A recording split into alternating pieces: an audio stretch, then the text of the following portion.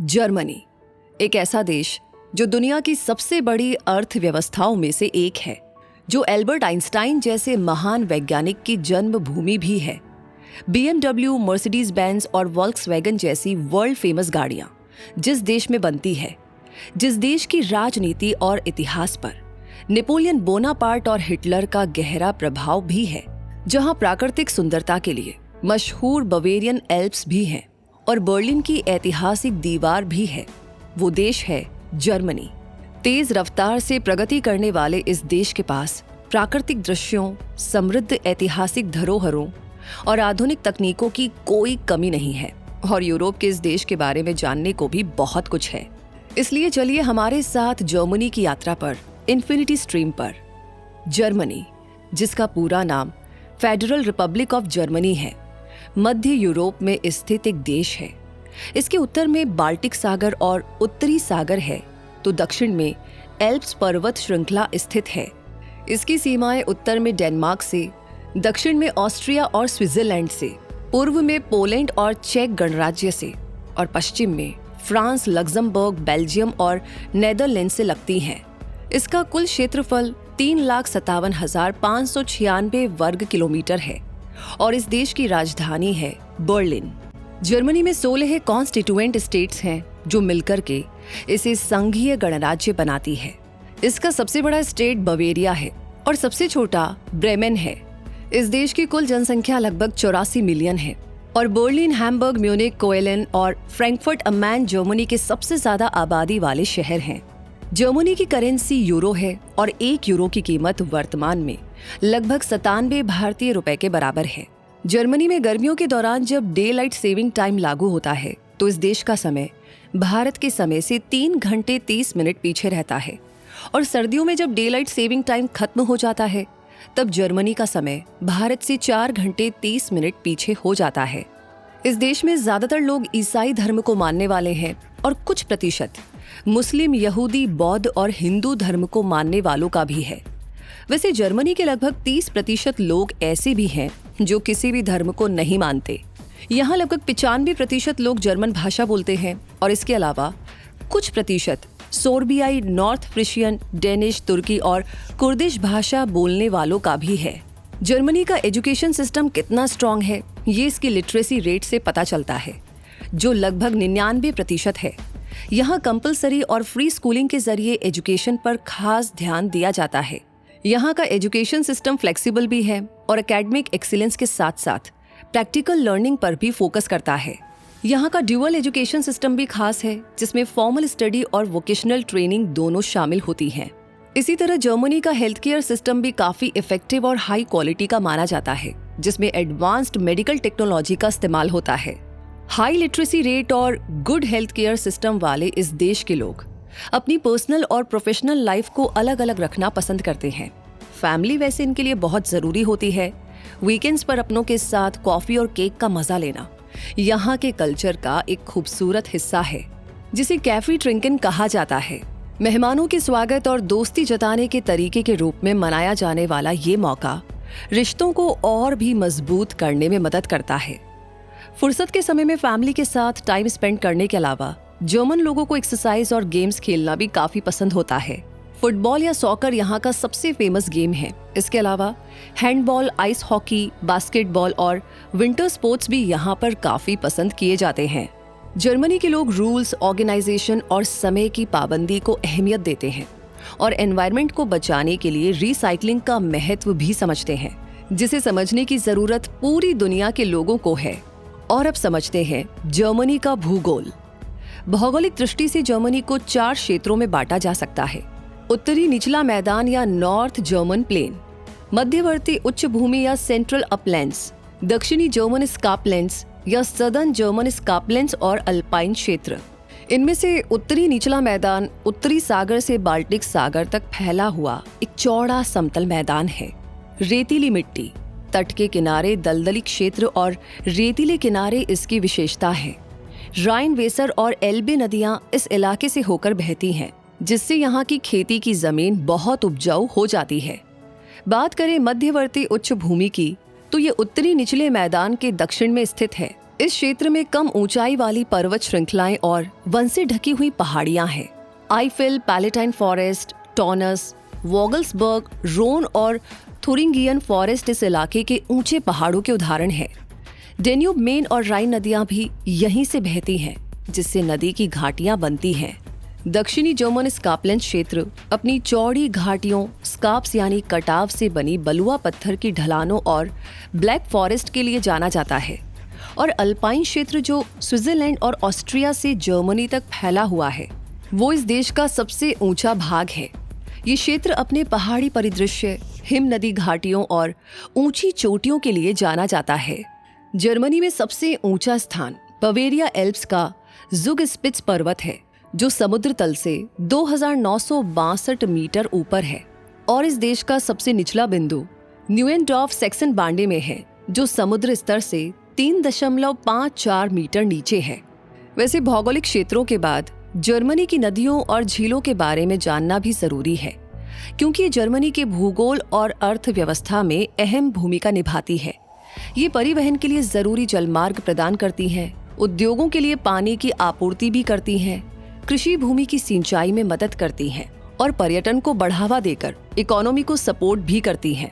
अगर जर्मनी के अंदर बहने वाली नदियों की लंबाई के हिसाब से देखा जाए तो राइन नदी सबसे लंबी नदी है, जो जर्मनी में लगभग 865 किलोमीटर तक बहती है। 6 देशों में बहने वाली ये नदी स्विट्जरलैंड से शुरू होती है, जर्मनी से गुजरती है और उत्तरी सागर में मिलती है। व्यापार के लिए ये एक महत्वपूर्ण जलमार्ग भी है, जो औद्योगिक शहरों जैसे कोलोन और डसेल्डॉर्फ को जोड़ती है। और एल्बे जर्मनी की दूसरी सबसे लंबी नदी है। जर्मनी के अंदर लगभग 727 किलोमीटर की दूरी तय करने वाली ये नदी चेक गणराज्य में उत्पन्न होती है, फिर जर्मनी में प्रवेश करती है और हैम्बर्ग जैसे महत्वपूर्ण शहरों से होकर के बहती हुई उत्तरी सागर में गिरती है। राइनी की ही तरह ये नदी भी जर्मनी के लिए एक महत्वपूर्ण परिवहन मार्ग है। इसी तरह डैन्यूब भी जर्मनी की एक खास नदी है। वोल्गा के बाद ये यूरोप की दूसरी सबसे लंबी नदी है। इसकी कुल लंबाई 2850 किलोमीटर है, जिसमें से जर्मनी में ये लगभग 635 किलोमीटर का सफर तय करती है। जर्मनी के ब्लैक फॉरेस्ट से निकलकर डैन्यूब जर्मनी सहित कुल 10 देशों से होकर के गुजरती है और पश्चिम से पूर्व की ओर बहते हुए ब्लैक सी में जाकर मिलती है। इसका ये बहाव यूरोप की ज्यादातर नदियों के बहाव से विपरीत है, जो कि इसे और भी विशेष बनाता है। ये नदी सिर्फ एक जलमार्ग नहीं है, बल्कि पूरे यूरोप महाद्वीप के लिए एक जीवन रेखा है। इसका ऐतिहासिक और सांस्कृतिक महत्व बहुत ज्यादा है, क्योंकि ये सदियों से अनेक सभ्यताओं, शहरों और देशों को आपस में जोड़ती आई है। इसके अलावा ओडर नदी का भी विशेष महत्व है। पोलैंड और जर्मनी के बीच सीमा बनाने वाली ये नदी पूर्वी यूरोपीय व्यापार नेटवर्क में एक महत्वपूर्ण कड़ी के रूप में कार्य करती है। नदियों के बाद अगर हम झीलों को देखें तो जर्मनी में झीलों की संख्या अपेक्षाकृत कम है। इनमें कॉन्स्टेंस झील सबसे बड़ी है और इसे जर्मनी, स्विट्जरलैंड और ऑस्ट्रिया देशों के साथ साझा करता है। ये झील एक प्रमुख पर्यटन स्थल के रूप में भी काफी फेमस है, जो कि हर साल बड़ी संख्या में पर्यटकों को आकर्षित करती है। वहीं पूरी तरह से जर्मनी में स्थित सबसे बड़ी प्राकृतिक झील म्यूरिट्ज झील है। इसके अलावा ड्यूमर, स्टाइनहुडर, किम्सी, स्टारनबर्गर और अमरसी झीलें भी अपनी विशेषताओं और प्राकृतिक सौंदर्य की वजह से बेहद खास है। और यहाँ की जलवायु भी, जर्मनी की जलवायु समशीतोष्ण है, यानी टेम्परेट क्लाइमेट, जिसका मतलब है कि यहाँ न तो बहुत ज्यादा गर्मी पड़ती है और न ही कड़ाके की ठंड, लेकिन यहाँ पर मौसम बड़ी तेजी से बदल सकता है। देश के अलग अलग हिस्सों में तापमान और बारिश में काफी अंतर होता है। उत्तर पश्चिम में नमी ज्यादा होती है और पूर्वी हिस्सों में बारिश कम होती है। पहाड़ों में ज्यादा बारिश होती है, जबकि कुछ घाटियां शुष्क रहती हैं। ऊपरी बावरिया में फोहन नाम की गर्म हवा चलती है और उत्तरी क्षेत्र की सर्दियां ज्यादा ठंडी होती हैं। तो क्लाइमेट के इस मिजाज को जान लेने के बाद अब बारी आती है जर्मनी के नामकरण और इसके इतिहास को जानने की। जर्मनी को अपना ये नाम लैटिन शब्द जर्मेनिया से मिला है। माना जाता है कि ये नाम जर्मनिक जनजाति के नाम से आया होगा, जिनके संपर्क में रोमन लोग आए और फिर जूलियस सीजर जैसे रोमन लेखकों ने इस नाम का इस्तेमाल राइन नदी के पूर्व में रहने वाली जनजातियों के लिए किया और तभी से ये नाम चलन में आ गया। वहीं इसका जर्मन नाम डॉइचलैंड है, जिसका अर्थ है जर्मन भूमि या हमारी जमीन, क्योंकि ये नाम जर्मन लोगों ने अपनी भूमि को दिया है। इस देश के इतिहास की जड़ें फ्रैंक साम्राज्य में मिलती हैं, जो पश्चिमी यूरोप का एक शक्तिशाली साम्राज्य था। सन 800 ईस्वी में इस साम्राज्य के प्रमुख शासक शारलेमेन को रोमन सम्राट का ताज पहनाया गया। उनकी मृत्यु के बाद 843 ईस्वी में फ्रैंक साम्राज्य को बांट दिया गया, जिससे पूर्वी फ्रैंकिया बना और इसे ही जर्मनी के शुरुआती राज्य का रूप माना जाता है। इसके बाद 962 ईस्वी में ओटो प्रथम ने होली रोमन एम्पायर की स्थापना की, जिसका मुख्य केंद्र जर्मन इलाके थे। हालांकि धीरे धीरे ये कमजोर होता गया। 1517 ईस्वी में मार्टिन लूथर के सुधार आंदोलन ने धार्मिक और राजनीतिक माहौल को पूरी तरह बदल दिया, जिसकी वजह से 1618 से 1648 ईस्वी तक 30 साल का युद्ध हुआ। इस युद्ध से क्षेत्रीय राज्यों को और ज्यादा आजादी मिली। इस दौर के बाद 18वीं सदी में प्रशिया जैसी शक्तियां तेजी से उभरी, जिन्होंने जर्मन क्षेत्रों के राजनीतिक परिदृश्य को नया आकार दिया और आगे चलकर एकीकरण की दिशा में महत्वपूर्ण भूमिका निभाई। फिर आगे हुई 19वीं सदी की शुरुआत, जिसमें नेपोलियन बोनापार्ट का सैन्य और राजनीतिक प्रभुत्व बढ़ा। उन्होंने जर्मन राज्यों पर जीत हासिल की और 1806 में होली रोमन एम्पायर को खत्म कर दिया। नेपोलियन ने राइन परिसंघ बनाया और जर्मनी में प्रशासनिक सुधार किए, जिससे जर्मन राष्ट्रवाद की भावना काफी मजबूत हुई और अप्रत्यक्ष रूप से देश के एकीकरण की नींव भी रखी गई। इसके बाद 1871 में ओटो वॉन बिस्मार्क ने प्रशिया के नेतृत्व में जर्मनी का एकीकरण किया और नए जर्मन साम्राज्य की स्थापना हुई। इस साम्राज्य को प्रथम विश्व युद्ध में हार का सामना करना पड़ा, जिसके बाद वर्साई की संधि हुई और वीमर गणराज्य बना। 1933 में एडोल्फ हिटलर जर्मनी का चांसलर बना और उसने नाजी शासन स्थापित किया।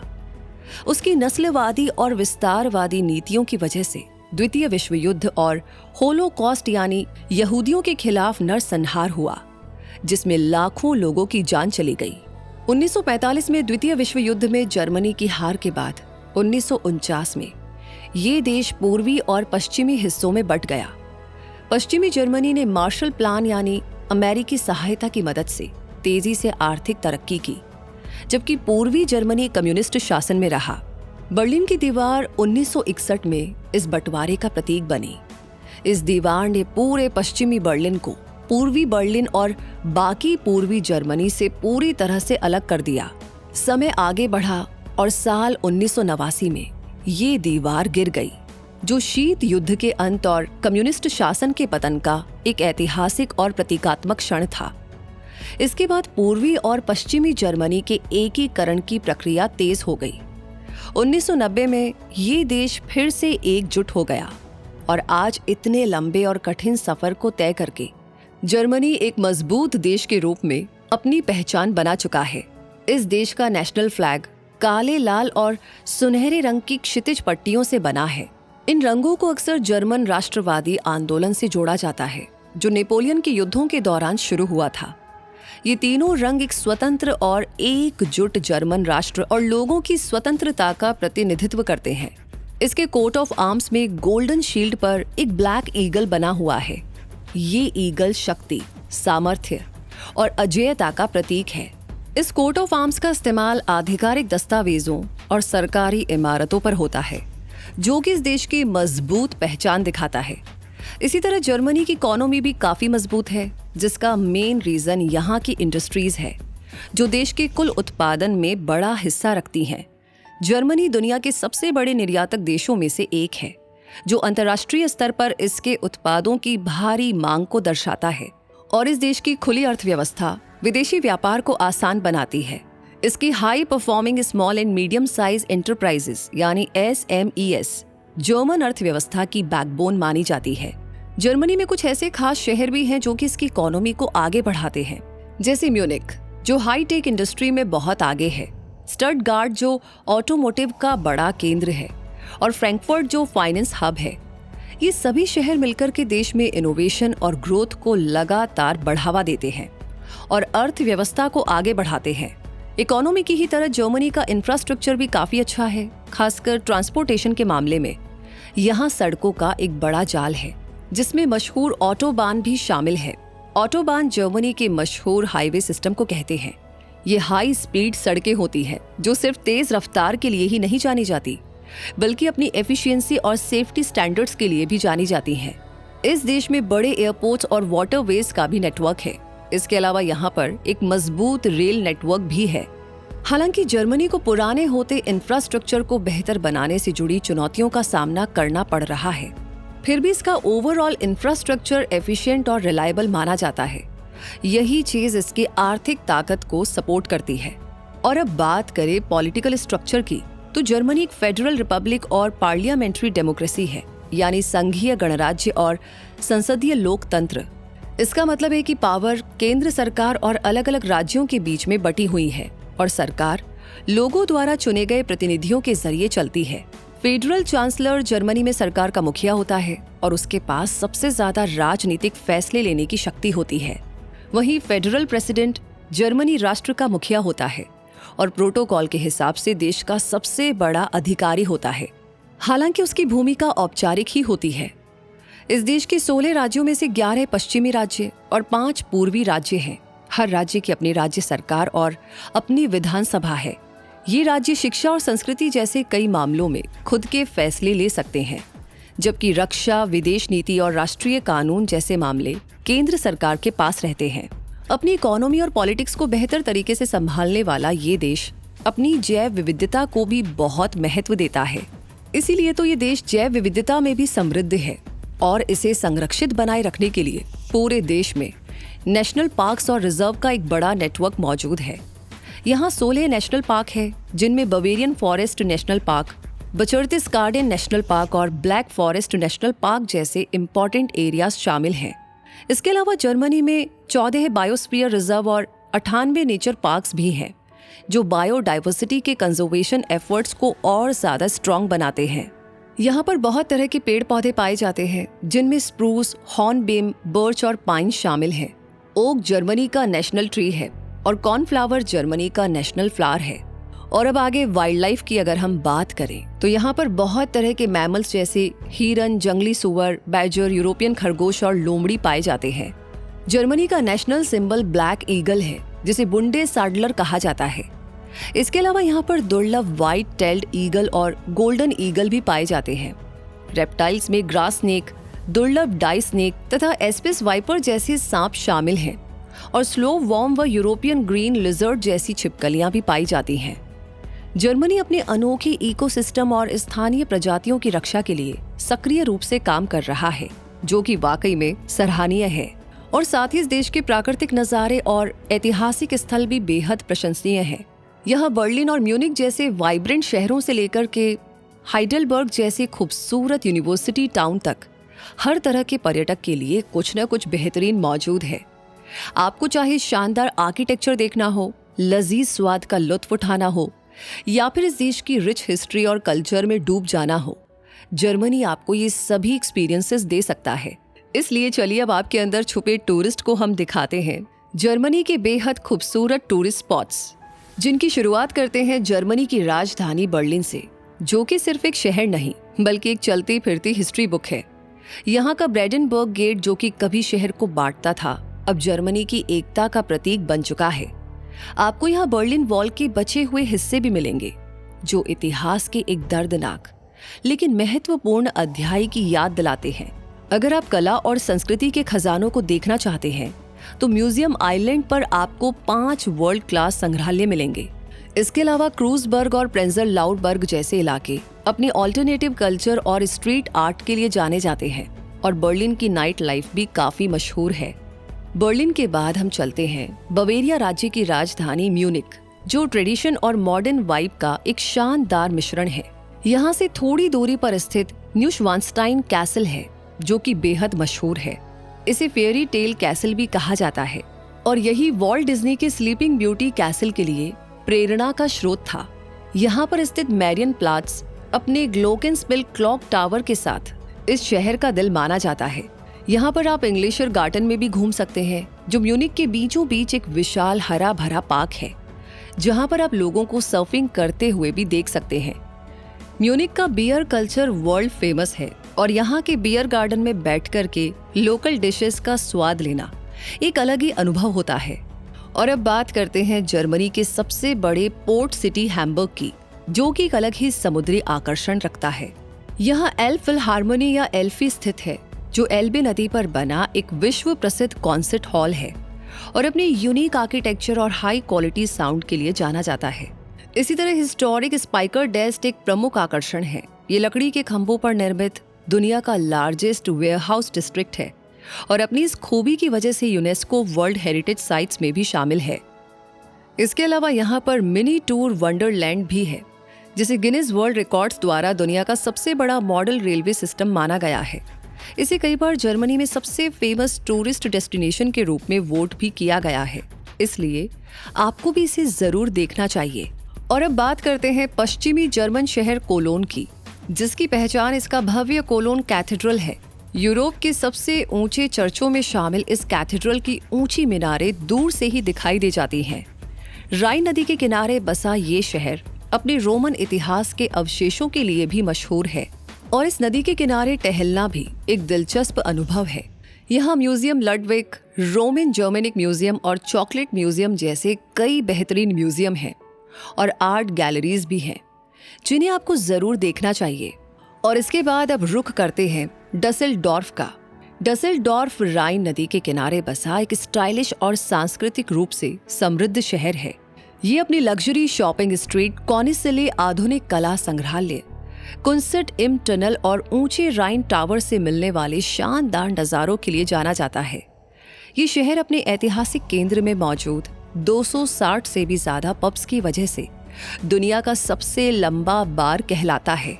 और अगर आप जर्मनी के सांस्कृतिक केंद्र और वित्तीय राजधानी को एक साथ देखना चाहते हैं, तो फ्रैंकफर्ट की सैर आपके लिए बेहतरीन रहेगी। ये शहर अपनी आधुनिक गगनचुंबी इमारतों और ऐतिहासिक स्थलों के लिए प्रसिद्ध है। शहर का दिल कहे जाने वाला रोमरबर्ग स्क्वायर अपने रंग बिरंगे हाफ टिम्बर हाउस के लिए मशहूर है और इसके पास ही स्थित है गोएथे हाउस, जहां महान जर्मन साहित्यकार जोहान वॉल्फगैंग वॉन गोएथे का जन्म हुआ था। साहित्य प्रेमियों के लिए ये स्थान उनकी जिंदगी और लेखन को समझने का एक शानदार मौका प्रदान करता है। फ्रैंकफर्ट की खूबसूरत स्काईलाइन और पुरानी वास्तुकला को एक साथ देखने के लिए आपको मेन टावर की चोटी पर जरूर जाना चाहिए, जहां से शहर का पैनोरमिक व्यू वाकई में दिल को खुश कर देने वाला होता है।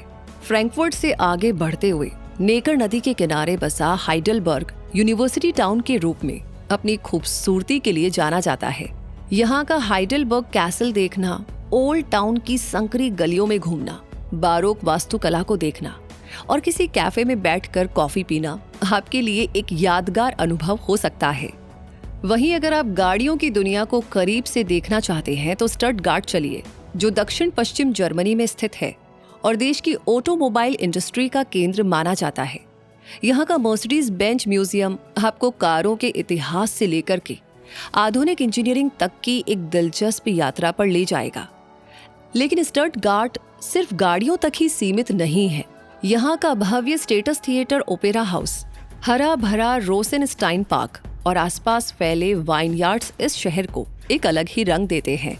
इन रंग बिरंगे और खूबसूरत शहरों में नॉर्दर्न बवेरिया का शहर नूर्नबर्ग भी शामिल करना जरूरी है, जो अपने ऐतिहासिक ओल्ड टाउन के लिए जाना जाता है। यहाँ का प्रभावशाली कैसरबर्ग कैसल शहर की खूबसूरती और इतिहास को बयान करता है। इसके अलावा नूर्नबर्ग का क्रिसमस मार्केट, जिसे क्राइस्ट किंडल्स मार्क के नाम से भी जाना जाता है, जर्मनी के सबसे बड़े और पारंपरिक क्रिसमस बाजारों में से एक है। ये क्रिसमस के मौसम का एक प्रमुख आकर्षण है, जो कि हर साल सैकड़ों पर्यटकों को अपनी ओर आकर्षित करता है। इसी तरह ईस्टर्न जर्मनी का शहर लाइप्जिग अपनी समृद्ध सांस्कृतिक विरासत के लिए प्रसिद्ध है।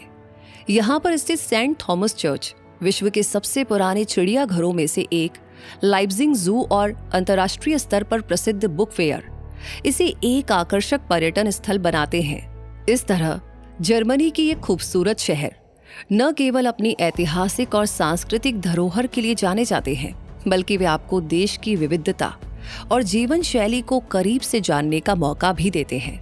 और फिर यहाँ पर 50 से भी ज्यादा यूनेस्को वर्ल्ड हेरिटेज साइट्स भी हैं, जिनमें शामिल है जर्मनी के भव्य चर्च और मठ, जैसे कि आचेन कैथेड्रल, जहाँ सदियों तक जर्मन सम्राटों का राज्य अभिषेक हुआ।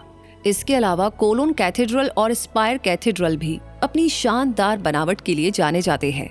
यहाँ मार्टिन लूथर से जुड़े स्मारक स्थल आइस लेबेन, विटेनबर्ग और वर्टबर्ग कैसल भी महत्वपूर्ण है, जो कि धर्म सुधार आंदोलन की कहानी कहते हैं। इसके अलावा कई ऐसे ऐतिहासिक शहर हैं जिनके पूरे केंद्र को यूनेस्को ने संरक्षित किया है, जैसे कि हैंसेटिक शहर ल्यूबेक, विस्मार और स्ट्वालसर्न, जहां का ब्रिक गॉथिक आर्किटेक्चर आपको मध्यकालीन यूरोप में ले जाएगा। इसके अलावा हैम्बर्ग की हिस्टोरिक स्पाइकर स्टार्ट भी एक महत्वपूर्ण स्थल है। प्राचीन इतिहास के साथ साथ इन वर्ल्ड हेरिटेज साइट्स में मॉडर्न आर्किटेक्चर के उदाहरण भी शामिल हैं, जैसे वीमर और डेसाउ के बाउहाउस स्थल, जो डिजाइन और इनोवेशन के प्रतीक हैं। जर्मनी अपने शानदार महलों के लिए भी प्रसिद्ध है, जैसे पॉट्सडैम का सेंसोकी पैलेस, जिसकी भव्यता और सुंदर उद्यान आपको शाही जीवन की झलक देंगे। इतना ही नहीं, जर्मनी की इंडस्ट्रियल हेरिटेज के अवशेष के रूप में एसेन की ज़ोलवेरिन कोयला खदान और वॉल्किक क्लंगन आयरन वर्क्स भी महत्वपूर्ण विश्व धरोहर स्थल हैं। उत्तरी सागर तट पर स्थित वेडेन सागर और जर्मनी के एंशिएंट बीच फॉरेस्ट रीजन्स भी वर्ल्ड हेरिटेज साइट्स में शामिल हैं। और हाँ, मध्य राइन घाटी भी, जो कि अपने सुंदर नज़ारों, अंगूर के बागों और मध्य युगीन महलों के लिए जानी जाती है। अब अगर आप ये सोचते हैं कि ये टूरिस्ट स्पॉट्स और वर्ल्ड हेरिटेज साइट्स ही जर्मनी को खास बनाते हैं, तो जरा यहाँ के फेस्टिवल्स के बारे में भी जान लीजिए, जो कि अपना एक अलग अंदाज और पहचान रखते हैं। जैसे कोलोन और मेंस शहरों में होने वाला कार्निवल, जो जर्मनी की एक पुरानी और जीवंत परंपरा को दर्शाता है। यहाँ परेड, रंग बिरंगी वेशभूषा और सड़कों पर होने वाली पार्टियों से भरा एक उत्सवपूर्ण माहौल होता है। डसेल्डॉर्फ में हर साल आयोजित होने वाला कार्निवल भी बहुत ही खास है, जिसमें जापानी संस्कृति की झलक भी देखी जा सकती है। दुनिया का सबसे बड़ा बियर फेस्टिवल ऑक्टोबरफेस्ट म्यूनिक में होता है। ये सिर्फ एक बियर फेस्टिवल नहीं है, बल्कि जर्मनी की पारंपरिक बवेरियन संस्कृति का एक विशाल आयोजन है। यहाँ पर आप विशाल बियर टेंट्स में बवेरियन म्यूजिक की धुनों पर थिरकते, स्वादिष्ट भोजन का आनंद लेते और ट्रेडिशनल ड्रेस पहने लाखों लोगों को एक साथ जश्न मनाते देखेंगे। इसी तरह जर्मनी के वाइन कल्चर का शानदार प्रदर्शन होता है। बैड ड्यूरखेम शहर का वोस्ट मार्केट फेस्टिवल, जो दुनिया का सबसे बड़ा वाइन फेस्टिवल माना जाता है। यहाँ बेहतरीन वाइन, लाइव म्यूजिक और आतिशबाजी का आनंद लिया जा सकता है। वैसे आपके लिए जानना बेहतर होगा कि वाइन जर्मनी के सामाजिक और सांस्कृतिक जीवन का गहरा हिस्सा है, जिसकी शुरुआत लगभग 2000 साल पहले रोमन साम्राज्य के समय हुई थी। यूनेस्को ने भी इस वाइन संस्कृति को अमूर्त सांस्कृतिक विरासत के रूप में मान्यता दी है। इसी तरह बियर का भी जर्मनी में एक गहरा सांस्कृतिक महत्व है। सदियों से बियर न केवल एक फेमस ड्रिंक रहा है, बल्कि ये समुदायों को जोड़ने, परंपराओं को बनाए रखने और स्थानीय पहचान को मजबूत करने का एक जरिया भी रही है। इन फेस्टिवल्स के अलावा जर्मनी की प्रसिद्ध राइन रिवर के किनारे होने वाला राइन इन फ्लेम्स इवेंट अपनी शानदार आतिशबाजी के लिए जाना जाता है। ये कई अलग अलग शहरों में होता है, जहां नदी के किनारे स्थित महल और किले आतिशबाजी की रोशनी में जगमगा उठते हैं। इसी तरह हैम्बर्ग में होने वाला रीपर बाहन फेस्टिवल एक अनूठा म्यूजिक फेस्टिवल है। ये एक कॉन्सर्ट सीरीज से कहीं ज्यादा बढ़कर है, जो कि म्यूजिक के नए टैलेंट को सामने आने का मौका देता है और साथ ही अपनी नाइट लाइफ और सांस्कृतिक विविधता को भी दर्शाता है। इन शानदार फेस्टिवल्स और इवेंट्स की ही तरह जर्मनी का फूड कल्चर भी बहुत खास है, जिसमें ब्रैटवुर्स्ट, करीवुर्स्ट और रिंडरोलाडे फेमस डिशेस हैं। ब्रैटवुर्स्ट जर्मनी की ट्रेडिशनल सॉसेस हैं। व्हील या पोर्क से बनी इन सॉसेस को अक्सर पैन में तला जाता है या ग्रिल किया जाता है, फिर इसे ब्रेड और स्पाइसी मस्टर्ड के साथ परोसा जाता है। जर्मनी के हर इलाके की अपनी खास ब्रैटवुर्स्ट होती है, जिसका अपना अलग स्वाद होता है। इसी तरह बर्लिन का फेमस स्ट्रीट फूड है करीवुर्स्ट, जो कटा हुआ ब्रैटवुर्स्ट होता है। इसके ऊपर करी पाउडर और एक खास मसालेदार सॉस डाली जाती है। रिंडरोलाडे भी एक बहुत पसंद किया जाने वाला ट्रेडिशनल फूड है, जिसमें मीट के पतले स्लाइस को अचार, प्याज और बेकन की स्टफिंग के साथ रोल करके पकाया जाता है। इनके अलावा स्पेट्सली भी यहाँ पर काफी पसंद किया जाता है, जो कि नरम अंडे के नूडल्स होते हैं। मीठे में यहाँ पर ब्लैक फॉरेस्ट केक काफी फेमस है और पेय पदार्थों में तो बियर और वाइन के नाम ही सबसे पहले आते हैं, जिनकी बहुत सारी किस्में इस देश में मिलती हैं और हर क्षेत्र की बियर और वाइन अपने आप में खास होती है। वैसे यहाँ का एफएल शॉर्ले भी काफी पसंदीदा ड्रिंक है, जो सेब के रस और कार्बोनेटेड पानी का एक फ्रेश मिक्सचर होता है। इस तरह जर्मनी का फूड कल्चर सिर्फ स्वादिष्ट होने तक ही सीमित नहीं है, बल्कि ये देश की परंपराओं और क्षेत्रीय विविधताओं को भी बखूबी दर्शाता है। ट्रेडिशनल और पॉपुलर फूड आइटम्स के बाद अब जानते हैं जर्मनी की ट्रेडिशनल पहनावे को, जिसे ट्राक्ट कहा जाता है। इसमें पुरुषों की लेडर होसेन, जो चमड़े की पारंपरिक पैंट है, उसे अक्सर त्योहारों और खास मौकों पर पहना जाता है। इसी तरह महिलाओं की ट्रेडिशनल ड्रेस डिर्नल कहलाती है, जिसमें एक फिटेड ऊपरी हिस्सा, ब्लाउज, फ्लेयर्ड स्कर्ट और एक एप्रन होता है। ये पहनावा जर्मनी की सांस्कृतिक पहचान का एक महत्वपूर्ण हिस्सा है और आज भी कई त्योहारों, खासकर बियर फेस्टिवल और फोक फेस्टिवल्स में इसे बड़े गर्व से पहना जाता है। ये ट्रेडिशनल ड्रेसेस जर्मनी की परंपराओं से जुड़ी हैं, बिल्कुल जैसे जर्मनी के लोगों की आदतें और उनका स्वभाव। जर्मनी के लोग समय के पाबंद तो होते ही हैं और रिसाइकलिंग के जरिए एनवायरनमेंट को प्रोटेक्ट और सपोर्ट करना भी जानते हैं। साथ ही स्ट्रेट फॉरवर्ड अप्रोच भी रखते हैं, यानी जर्मन लोग घुमा फिरा कर के बात करने की बजाय सीधे और स्पष्ट बात करना पसंद करते हैं और अपने पर्सनल स्पेस को भी काफी महत्व देते हैं। जर्मनी की सड़कों के कुछ नियम हैं, जिनमें साइकिल लेन पर चलना या गलत जगह से रोड क्रॉस करना मना है और ये खतरनाक भी हो सकता है। जर्मनी के बारे में इन बेसिक बातों की समझ इस देश की यात्रा के आपके अनुभव को और भी बेहतर बनाएगी। इसलिए इन बातों का खास ख्याल रखें और फिर अप्रैल से सितंबर तक के महीनों में कभी भी जर्मनी घूमने के लिए प्लान बना लीजिए, क्योंकि इन महीनों में मौसम अक्सर अच्छा रहता है। भारत से जर्मनी जाने के लिए आपके पास पासपोर्ट और शेंगेन वीजा होना चाहिए। अच्छी बात यह है कि इस वीजा से आप यूरोप के 29 कंट्रीज यानी 29 देशों की सैर कर सकते हैं। भारत से जर्मनी के बीच की सीधी दूरी लगभग 5,769 किलोमीटर है और दिल्ली, मुंबई, चेन्नई और कोलकाता जैसे भारत के प्रमुख शहरों से जर्मनी के फ्रैंकफर्ट, म्यूनिख और बर्लिन शहरों के लिए डायरेक्ट फ्लाइट अवेलेबल होती है, जो आपके सफर को आसान बनाएंगी। इसलिए जर्मनी घूमने के लिए तैयार हो जाइए और वहां से आते टाइम यादों और गिफ्ट्स के रूप में German chocolate, cuckoo clock, beer stein mug, German Christmas ornaments और हैंडमेड वुडन टॉयज में से कुछ न कुछ जरूर लेते आइएगा। और अभी के लिए हम आपको छोड़े जाते हैं जर्मनी के सफर की खूबसूरत यादों के बीच। फिर मिलेंगे जल्दी ही एक और नई डॉक्यूमेंट्री के साथ। तब तक के लिए आप कमेंट सेक्शन में अपना प्यार और सपोर्ट हमें शेयर करते रहिए। जर्मनी पर बेस्ड ये डॉक्यूमेंट्री आपको कैसी लगी, आगे कौन सी डॉक्यूमेंट्री देखना चाहते हैं, साथ ही हमारी इन्फिनिटी स्ट्रीम फैमिली का हिस्सा बनने के लिए इस चैनल को सब्सक्राइब करके बेल आइकन को प्रेस कर दीजिए, ताकि कोई भी नोटिफिकेशन आप कभी भी मिस ना करें। तब तक के लिए मैं रूबी पारिक आपसे कहूंगी, नॉलेज के महासागर में गोते लगाते रहिए इन्फिनिटी स्ट्रीम के साथ। धन्यवाद।